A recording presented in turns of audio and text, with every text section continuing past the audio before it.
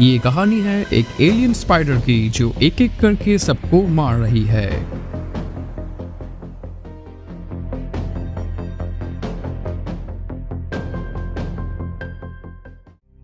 बोलने की बीमारी से पीड़ित हेल्गा नाम की ये बूढ़ी औरत पेस्ट कंट्रोल में कॉल करती है क्योंकि उसके घर में कोई अजीब सा इंसेक्ट घुस आया है। थोड़ी ही देर में पेस्ट कंट्रोल वाले लड़का चला आता है जिसका नाम फ्रैंक है। आते वक्त उसे दिखाई देता है पेस्ट कंट्रोल के दूसरे गाड़ी बाहर खड़ी है, तो इसका मतलब ये हुआ कि और भी लोग आए थे जो वापस नहीं गया। खैर, फ्रैंक जब उस घर में घुस रहा था तब वेंटिलेशन के पास अजीब सा बदबूदार लिक्विड उसे दिखाई देता है जो जम चुका था। इसके बाद फ्रैंक इंसेक्ट ढूंढने लगता है। अचानक उसे सीलिंग में से जोरदार आवाज सुनाई देता है जिसे फॉलो करते हुए वो एक रूम में घुस जाता है। रूम के अंदर उसे बहुत सारा खून मिलता है और अचानक उसे दिखाई देता है एक बॉडी। शायद ये पहला पेस्ट कंट्रोल वाला होगा और इसी की ही गाड़ी बाहर खड़ी है। फ्रैंक समझ जाता है कि इसे वो अनजान इंसेक्ट ने ही मारा है। तभी अचानक उसके सामने कुछ आके उसे वेंटिलेशन चेम्बर में खींच ले जाता है और ये सीन हेल्गा देख लेती है, लेकिन कुछ ही देर में वो ये सब बातें भूल जाती है और फिर से पेस्ट कंट्रोल में कॉल कर देती है।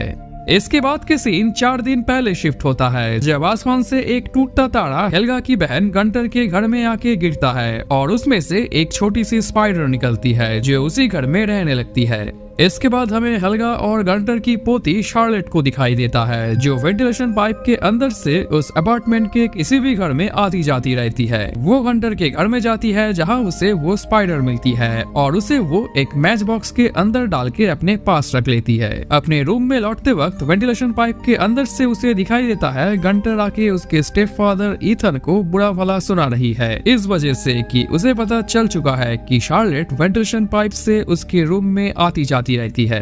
खैर, किसी तरह ईथन सिचुएशन को संभाल लेता है और गंटर चली जाती है। इसके बाद शार्लेट अपने रूम में आके उस स्पाइडर को एक जार में बंद कर देती है। शार्लेट इस स्पाइडर का नाम स्टिंग रखती है। अचानक उस जार के पास एक कॉकरोच आ जाता है जिसे शार्लेट पकड़ लेती है। तभी वो स्पाइडर अजीब सा साउंड करती है जैसा कि वो शार्लेट से खाना मांग रही है। इसके बाद शार्लेट उस कॉकरोच को जार में डाल देती है और पलक झपकते ही वो स्पाइडर कॉकरोच को खा जाती है। यहाँ गौर करने वाली बात यह है कि कॉकरोच साइज में स्पाइडर से बड़ा था, फिर भी वो स्पाइडर उसे आसानी से खा गया, जो ये दर्शाता है कि ये कोई आम स्पाइडर नहीं है। इधर शार्लेट की माँ शार्लेट की दादी हेल्गा के पास आती है। असल में भूलने की बीमारी की वजह से वो इसी अपार्टमेंट में रहती है। उस रात जब सब लोग सो रहे थे तब गंटर की पेट मैकाओ अजीब सा हरकत कर रहा था। अगले सुबह जब सब लोग ब्रेकफास्ट में बिजी थे तब अचानक गंटर चीख उठती है और सब लोग आके देखते हैं कि उसके मैकाओ को छिन्न भिन्न करके कोई मार दिया है। इसके बाद वो पेस्ट कंट्रोल वाले को बुलाता है और ये वही सेम लड़का फ्रैंक है जिसे मूवी के शुरू में दिखाया गया था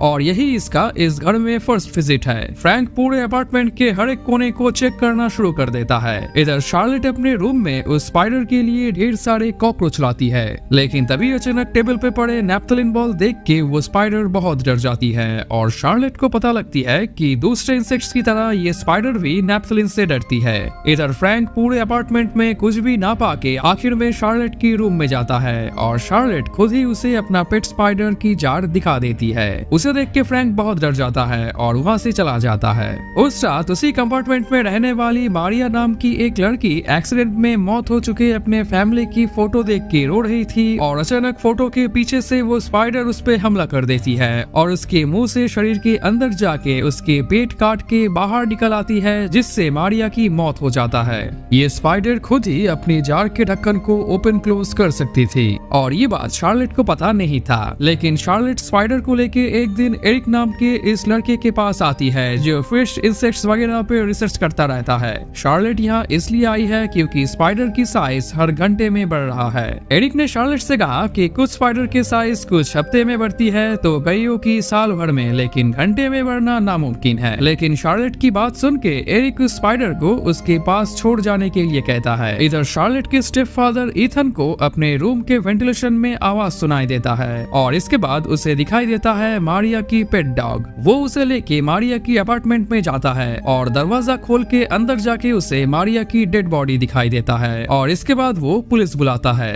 पुलिस वाले चले जाने के बाद एरिक ईथन को बुला के वो स्पाइडर दिखा देता है और उसके बारे में सब कुछ बता देता है। स्पाइडर को देख के ईथन बहुत डर जाता है और उसे डाउट होने लगता है कि शायद ये सब हादसे के पीछे ये स्पाइडर ही है। इसके बाद अपने रूम में जाके वो शार्लेट को बताती है कि ये स्पाइडर ही है जो ये पिट्स और मारिया की मौत के पीछे है, लेकिन शार्लेट को यकीन नहीं होता क्योंकि वो स्पाइडर उसे अभी भी कुछ नहीं किया था। इसके बाद दोनों के बीच में झगड़ा हो जाता है और शार्लेट अपने रूम में चली जाती है। इधर एरिक के रूम में वो स्पाइडर बहुत बड़ी हो चुकी है और जिस टैंक में वो थी वहाँ से बाहर निकल आती है और जाहिर सी बात है कि अब वो एरिक को भी मार देगी। इधर गंटर अपने कैट को ढूंढ रही थी जिसकी आवाज वेंटिलेशन में से आ रही थी। गंटर भी वेंटिलेशन में जाने की कोशिश करती है और अचानक उसे स्पाइडर दिखाई देती है जो उसे वेंटिलेशन पाइप के अंदर खींच लेती है। इधर ईथन अपने रूम में टीवी चलाने की कोशिश कर रहा था पर टीवी से अचानक इलेक्ट्रिक शॉक लगने से गुस्सा होकर वो टीवी तोड़ देता है और इसके बाद शार्लेट की माँ से उसका झगड़ा शुरू हो जाता है। ये देख के शार्लेट अपने छोटे भाई को उठा के अपने रूम में चली जाती है और हेडफोन पहन लेती है।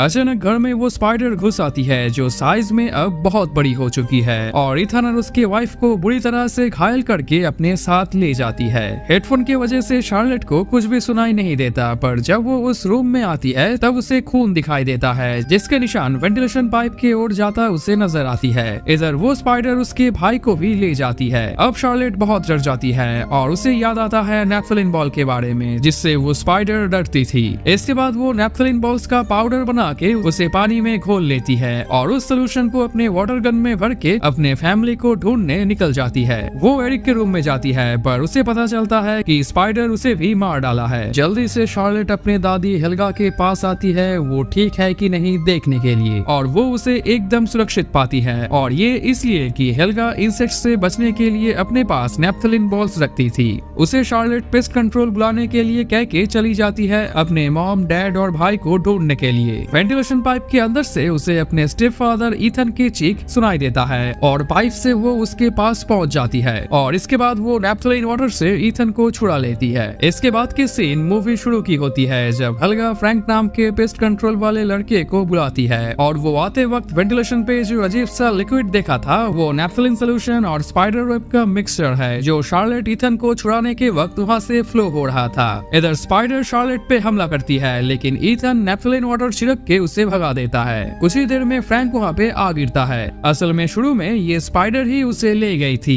और तब वो यहाँ आके गिरा। तभी वहाँ पे स्पाइडर आ जाती है और फ्रैंक अपने नेल गन से उस पे अंधाधुन फायर करता है जिससे फायर स्प्रिंकलर चालू हो जाता है और सबके बॉडी पे लगे नेपथलीन वाटर भी साफ हो जाता है और तभी वो स्पाइडर आके फ्रैंक को मार देती है। इसके बाद वो दोनों अपने फैमिली को ढूंढने के लिए गार्बेज कंपैक्टर में घुस जाता है जहाँ शार्लेट की माँ और भाई उन्हें मिल जाता है। अचानक वो स्पाइडर उन लोगों को ढूंढ लेती है और उनकी ओर बढ़ने लगती है। ईथन गार्बेज कंपैक्टर को ऑन करने जाता है पर पानी की वजह से शॉक लग के वो बेहोश हो जाता है। इधर स्पाइडर बस आ ही गई थी कि शार्लेट स्विच दबा देती है जिससे वो स्पाइडर क्रश हो जाती है। शार्लेट की मदर ईथन को होश में लाती है और वो लोग एक दूसरे को हक करके रोने लगते हैं। इसके बाद हमें दिखाई देता है उसी जगह उस स्पाइडर के बहुत सारे अंडे हैं जो हैच हो रहा है और इसका मतलब शायद आप सब लोग अच्छी तरह से गेस कर सकते हैं।